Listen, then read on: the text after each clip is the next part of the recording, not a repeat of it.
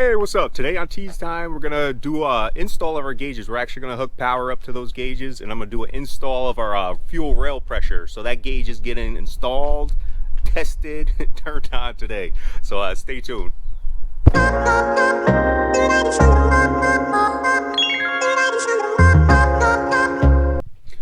What's up, everyone? Welcome back to Tease Time. I'm TJ. Thank you for tuning in. Hope life's treating you well. Greatness, nothing but greatness. But today we're going to focus on getting our gauges wired up. We have the frame that was already built. So if you didn't see that, click on the little link up top and you can catch up and then just watch and watch and watch until you get to this video. But for our sensors, this craziness of wire is what we need to send to their respective locations for where the sensors will live. We have boosts in there. There's some temperature sensors. There's some pressure sensors in there. But yeah. All right. And first order of business, we need to get this craziness right here sorted. So for this red wire right here, this is going to be your 12 volt source power. The white is for your illumination that's hooked up to your headlight switch, so that way it dims the gauges when you turn on your headlights. The black wire is ground, and this goes for all of the wires that I have here, except for that gauge. I'm using black and red wires for that, for both the illumination for the light for that, and then also just for its power and ground source. Those are just black and red. So what you want to do, all of these except for let me show you the oddball gauge there, our rail pressure. It has, where are you, right here, those thick wires. All the black wires, those will all get grounded. This red one right here will go to our 12 volt, but for this is our actually for our headlight. So it turns it on. Once I turn the headlights on, it'll turn on the backlight for that. So this is the only difference between all the other gauges. For all the other gauges, all the Innovate gauges, it's all the same. All your black wires, you would connect to ground, and if you weren't using your dimmer switch, like for the white, you would just ground that out. So if you don't want to find your power source for your headlights, and you don't want to use a dimmer switch, see I have right here, this is my headlights, and this is my dimmer switch right here. I use the wire that's connected to the headlight, so it only sees power once you actually turn the headlights on, like so.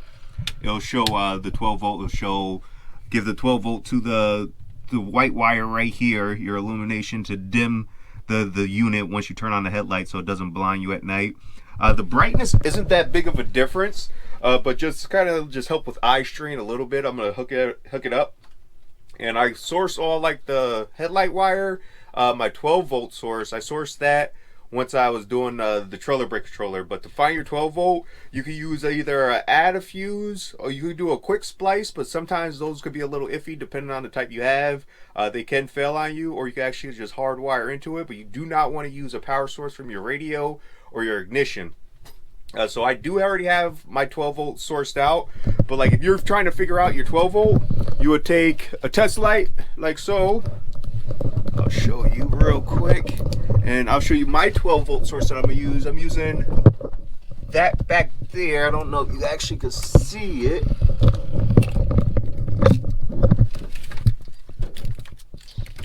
That right there is what I'm gonna source all my gauges. Each one is gonna have its own fuse. So that way you don't have to have, I just wanted a cleaner look. Like I could have just used add a fuse. Could have went through, picked the fuse out of here that doesn't deal with ignition or the radio. So you'll go, this is what the body accessory right here we're gonna test for. So key to the on position but not run. That's 12 volts right there. So what you could do is just use an add a fuse where it'll have like another wire lead off, and you could power your gauges from that. That fuse right there was at 20 amps. The gauges, they don't pull that much. You could use, I believe, probably like a 2 or 3 amp fuse. So like if you just throw like a 5 on there, you could splice all those into it. Like the only difference between what I'm doing it versus like if you're doing like a wideband, you want that power source to be as clean as possible. I would just tap straight into the wideband, just have it run a single power cable for itself off of a different fuse, probably like a fuse that's not used. But for that, that's what you could do. You could just use the added fuse right there, but I'm not doing that. My source, like I showed you, if you could pick it up, is back there. And if we turn our 12 volt on, let me show you real quick. So I'm using this little fuse block back here. I'm going to use, so each gauge has its own power source. You would just turn the key to the on position, not run, and we have our 12 volt.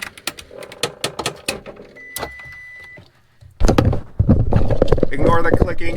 That's my air mix in the AC box. It's as you can tell, it's not connected to what it's supposed to be. So there's a little click sound. But that's what I'm using for my 12 volts. So right now we're gonna connect all of our spade connectors. So I'm gonna get my power stuff situated. I'm gonna get my my light wire and the ground stuff. I'm gonna get that situated just so I can kind of clean that up before I actually drill the hole. I want to get that stuff like up and kind of out of the way so it makes life a little easier when I have to drill the hole. So for right now, spade connector time. I'm gonna connect all that stuff up, and then we're gonna get to our hole through the firewall. I plan on drilling through. You see those two wire leads right there?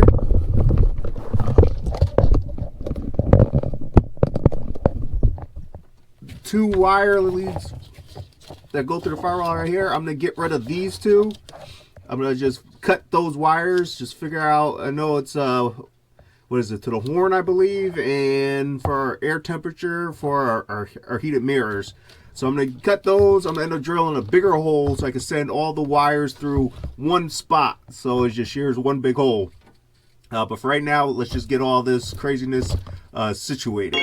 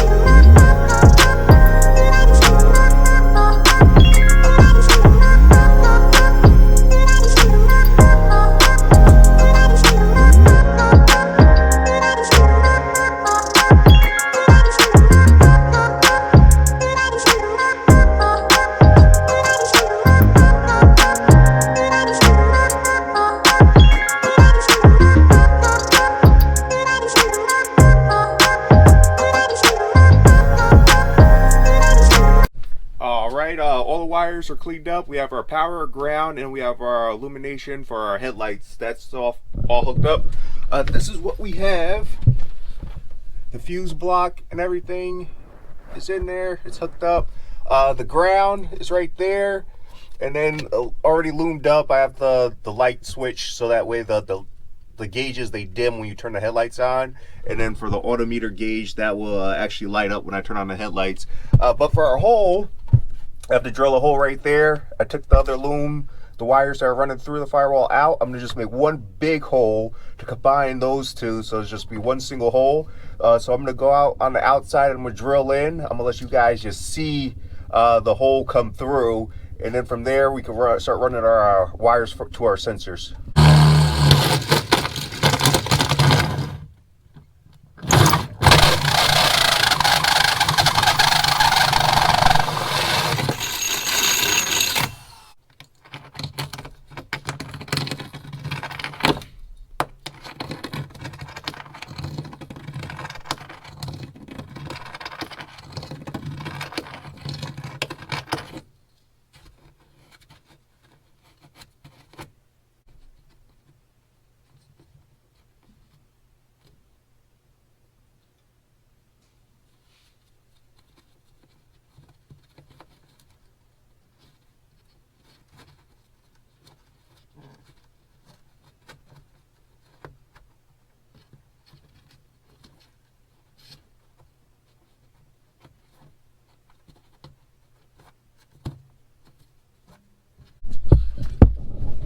Alright, and that grommet is just to protect the wires from chafing against like aluminum for when driving down the road, all the vibration.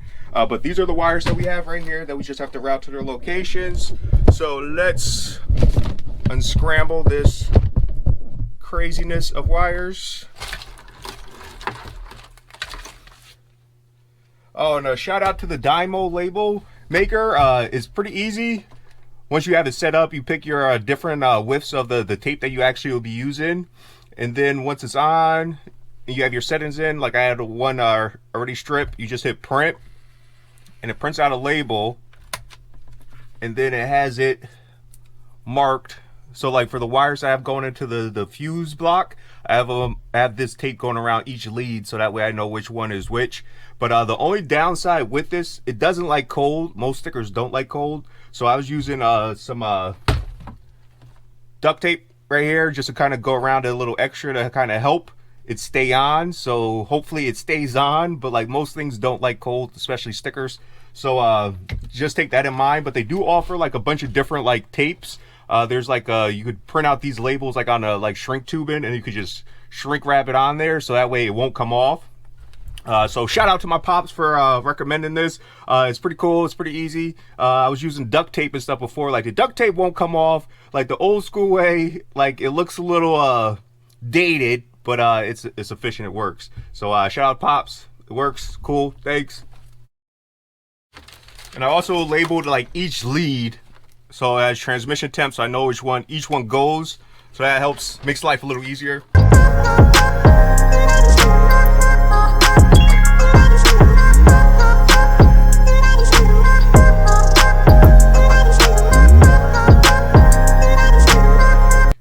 So we have our transmission temperature, oil pressure. This is our pyrometer for our exhaust temperature, our fuel pressure, our boost, and then the oil temperature. And then we also have our rail pressure. It's in a separate loom right here. I'm going to feed that through right now. So we're going to feed this through from the inside. I'm going to feed this through from the outside.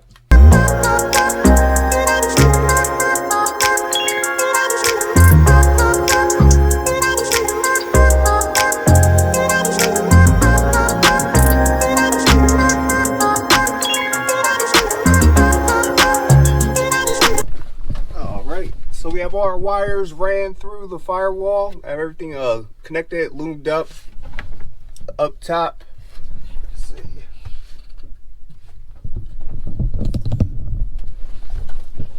Up top, right there.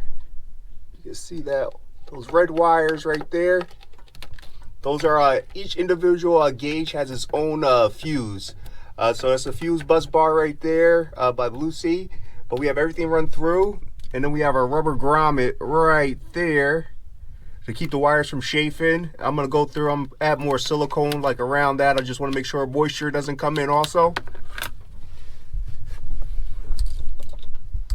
But for each gauge, I'm gonna show you the locations I have for each gauge. So this is the exhaust temperature, the pyrometer.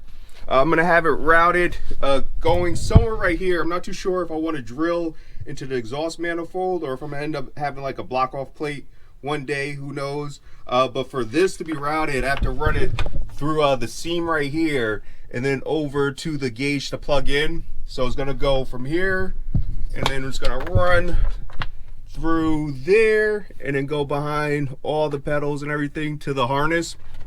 The reason for that, the cable is not long enough for me to go through the firewall and then have it loop back around, but the cable is skinny enough that it won't have any issues, and I'll put like a silicone tubing around it also to help it from chafing. But like the gasket, the little seal that it closes this to keep all like the dirt and stuff out, acts as a buffer to keep that from chafing. And then for our other gauges, got our pointer today.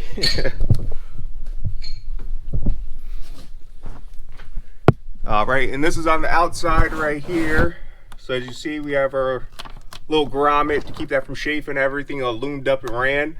This right here is a 4-bar map sensor. This is for our boot sensor. I'm gonna have to send a vacuum line from here to go all the way over to here. I don't really know if you can see it, but there's a bolt. Let's see if we get a good angle.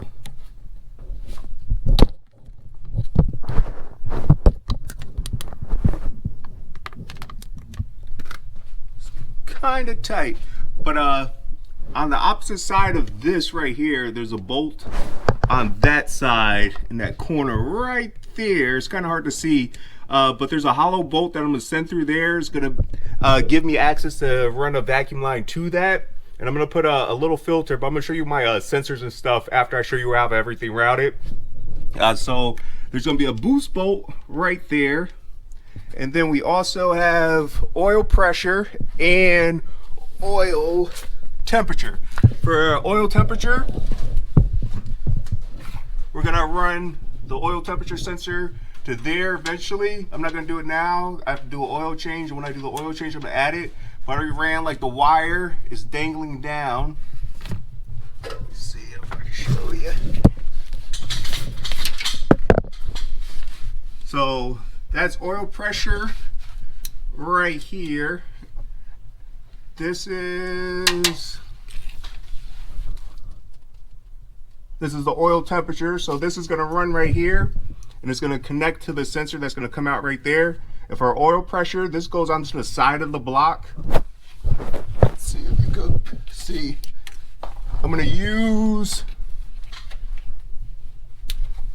there's right there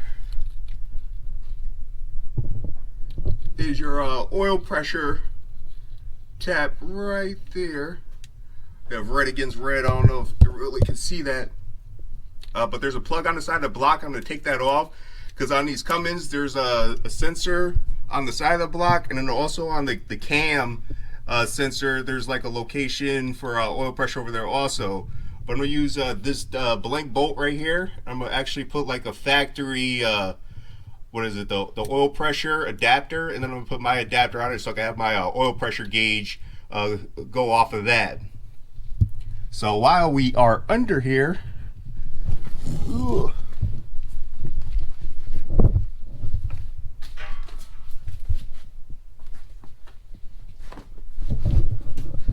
ignore all the oil leaks that you see. I do plan on taking care of that stuff. I have seals. I want to actually clean the bottom. I'm waiting for like a nicer day. I need to clean like all the grime and stuff off so I can actually see where all the leaks and everything are coming from. I'm going to take care of that stuff, but that will be a later date. I'm not sure if I want to record me cleaning stuff, but for the future, for our oil, not our oil, but this is for our transmission temperature right here, or right there. This is the oil temperature or transmission temperature sensor. So I'm gonna get rid of this pan, and as you can see there's like leaks going around the pan anyway. So I'm gonna remove this. There's a PP pan that I have. The sensor location is on the rear right here, So that will come down, it'll reach all that, will work out real nice. But that's for the transmission temperature.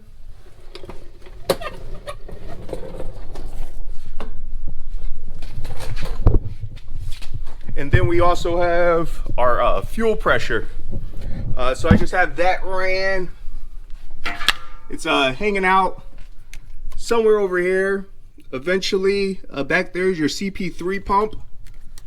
Let's see if we can actually.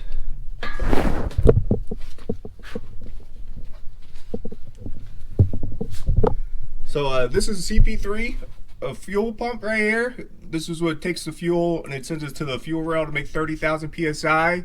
We're gonna head up there to show you where you connect for our rail pressure, to show you where the gauge that goes up to 30,000 PSI. But these are our fuel lines right here. I'm eventually going to change those out when I put my lift pump in by fast, and then in line of that I'm going to have a fuel pressure, so I'll see what the pressure is going feeding the CP3, and then what the CP3 is pumping out to the fuel rail, common rail, whatever you want to call it. But it'll show pressure going in, and then after the CP3 converts that, it pushes it into the fuel rail. So that is what we have for sensors, or wires to the sensors.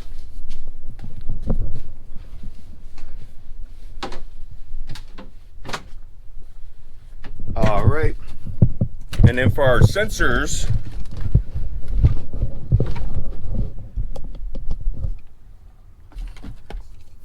this right here, this is for your fuel rail. This is what's you're gonna wire into, so we could be able to see our rail pressure. So this is an adapter. This is by a GlowShift right here. So all you have to do, this is ground, this is the signal wire, and for our wire right here, this is what we have for our rail pressure. This goes to the gauge. So for order to put this in, this makes life easy. It's a harness.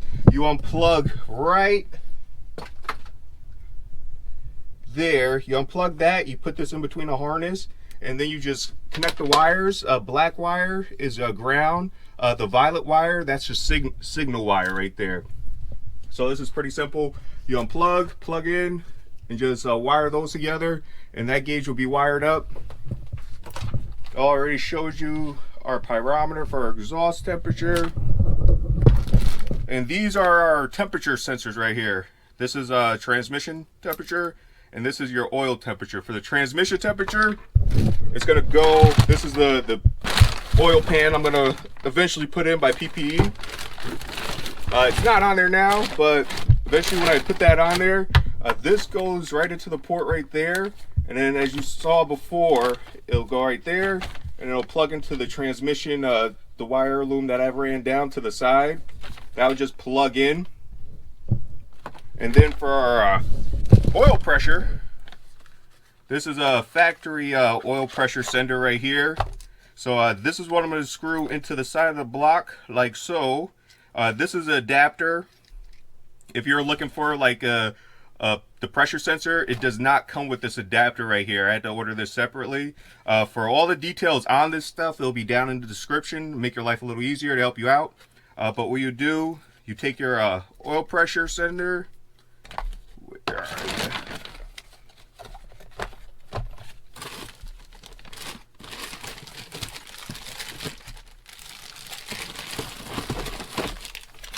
So this is the oil pressure sensor that I'm going to use right here. So once this is screwed into the side of the block, this goes into right here. Make sure you put some Teflon tape around that so it doesn't leak. And then we just plug that in, and that'll be our oil pressure. This came with the factory pressure sensor. You don't need this. You probably could reuse like that O-ring instead of using this the copper seal if I wanted to. We'll see how it goes with leaks. So if it leaks, I'll use the rubber gasket, but if not, the copper should take care of it. So that's what we have for that. And this is our fuel pressure right here. So on the fast fuel system, it comes with or uses 1/2 inch push-on fittings. So I have a 1/2 inch push-on fitting right here.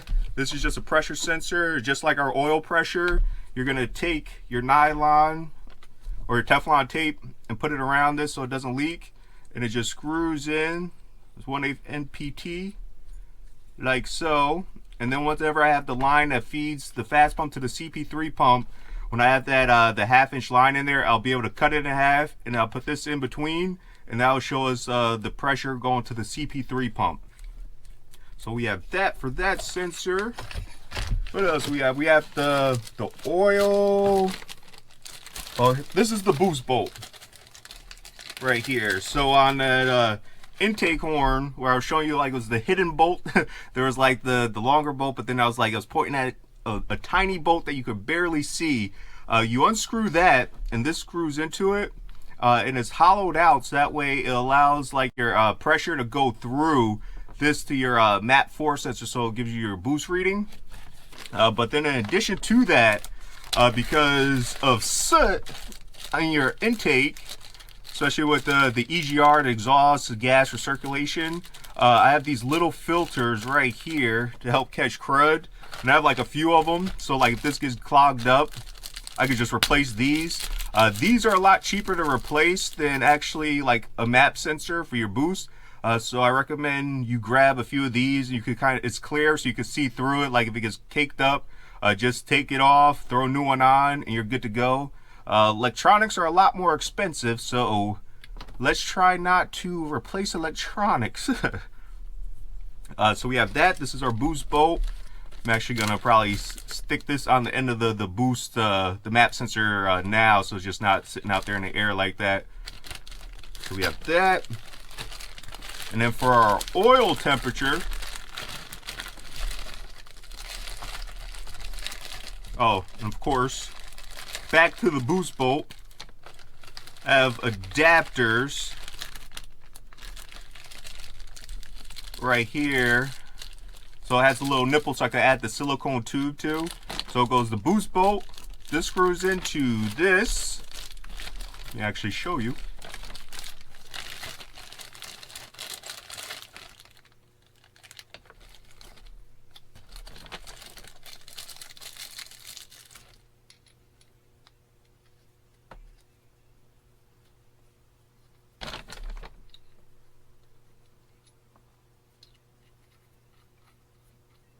Yeah, that goes straight into it. So our boost bolt, and then a nipple so I can run the silicone hose, vacuum hose to our MAP sensor. So that's how that's gonna go. That's gonna go straight down into our intake like so. And then silicone hose to our little filter right there to the MAP sensor. So that's pretty simple also. And then for our oil temperature, all these adapters I got from GlowShift. Makes life easy. It's hard to kind of source some things. The hardest thing I had to source was the adapter for our, the oil sensor for the factory oil sensor location. But there'll be a link for that in the bottom.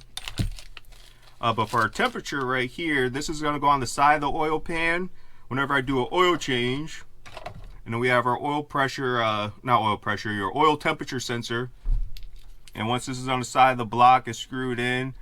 You just put this on there like so, and that will give you your oil temperature.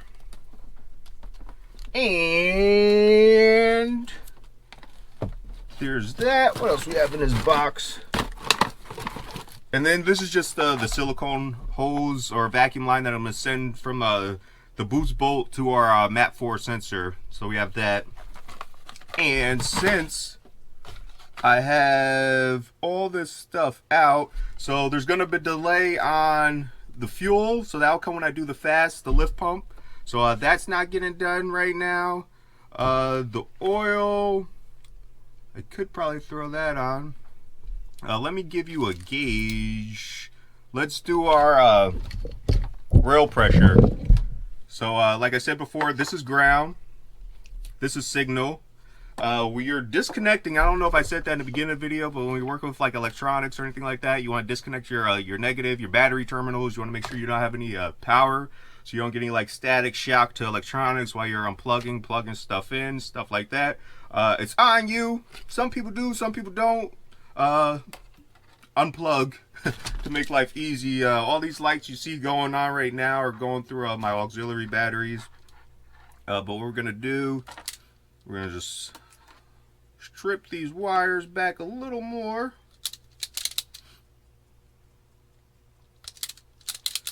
That.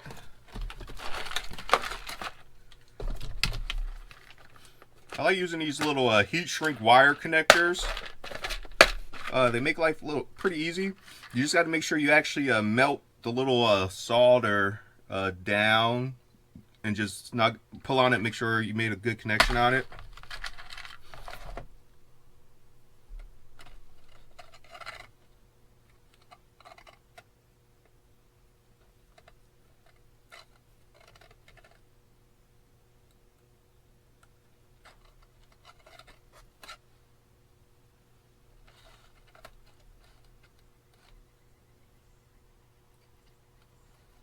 Oh, pro tip.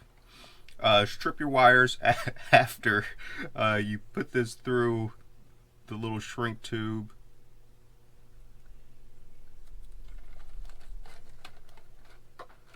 All right, so we have that.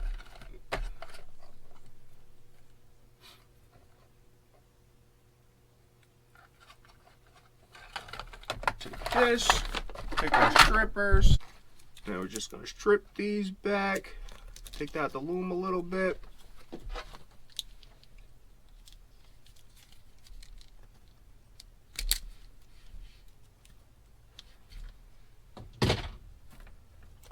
So ground is the black one. The violet is your signal wire.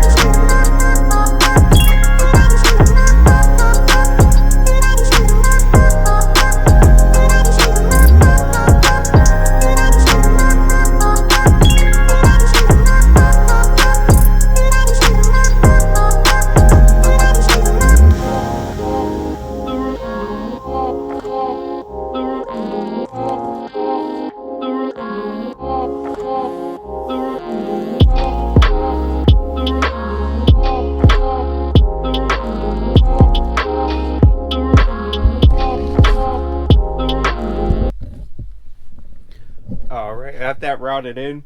The one clip that was going on that pressure sensor, it wasn't seating all the way, like it was real tight fit. That might be a good thing, but I just had to manipulate it a little bit with like the screwdriver to get it to like seat. Like don't force it, don't snap or break anything, and it just routes real nice. There's not enough slack like in the wire harness itself, so definitely go the route of buying like an adapter harness, because it gives you slack, gives you extra wire instead of having to like cut it to your factory harness. When possible, avoid cutting into your factory harness. Like if you want to return everything back to factory, I don't like cutting and splicing into the factory wiring. If it's like some accessory stuff you're putting on, it's a different story, but like for factory stuff, I don't really like to cut. Like if there's an adapter, get the adapter. So I got the adapter, made life a lot easier.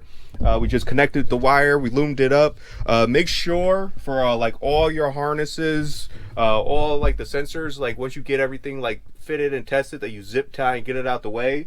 Right now I'm gonna reconnect the negative terminal on the battery, and we're gonna start it up so that you can see the gauge work, if the gauge works, because I haven't tested the gauges. So like I hooked the power up to it, so like I saw like it does like it sweep and everything like that. But like the rail pressure gauge is I got it used secondhand. The other stuff is new, but like that one is the one we just hooked up, so I wanted to kind of see if it, like, hopefully I didn't get got and it actually works. So let me hook up the battery. I'm gonna put a fuse in the fuse block that we have right there for the gauges, and I'm gonna turn it on the truck and let you see it work. So give me a second, let me get that stuff situated, and we shall return. All right, and we're back. Here's the gauges. Everything's wired up. For future videos, I'll probably just do the gauges as I go. Like if I do the boost, oil temperature, oil pressure, fuel pressure, install like the transmission pan where it has the temperature sensor, I'll do like a video. So for this video, it's how to like wire everything up, your ground, your power, your lights, and then the rail pressures in this video. So let me show you.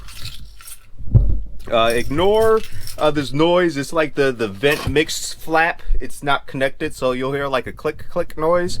But here's the gauges. The gauge that we hooked up is the rail pressure right here.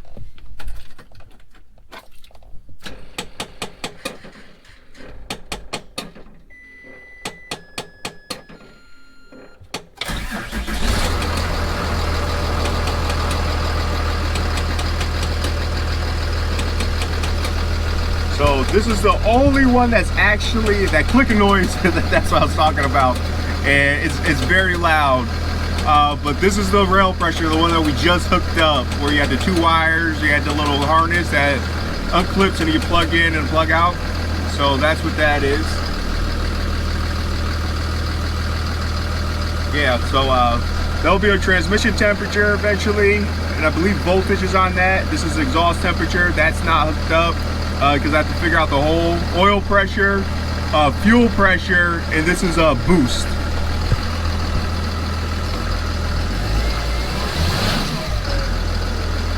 So,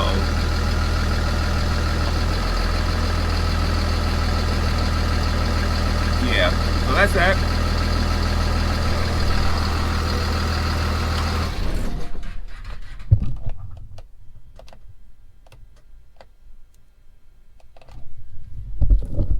So bada boom, bada bang. Until the next one. For the next one, yeah, I'll just like, as I do the gauges, like I'll record like each one, like when I do the boosts and stuff like that. But for this one, it's just kind of just wiring. So I won't be covering like the wiring each one. I'll just tell you to like to click back to like this video, just so that you know how to like actually get power to the gauges themselves. And then like all the wires are routed. So next will just be unscrewing stuff, screwing sensors in and plugging them in. So those videos should be a lot quicker. But I am pleased with that.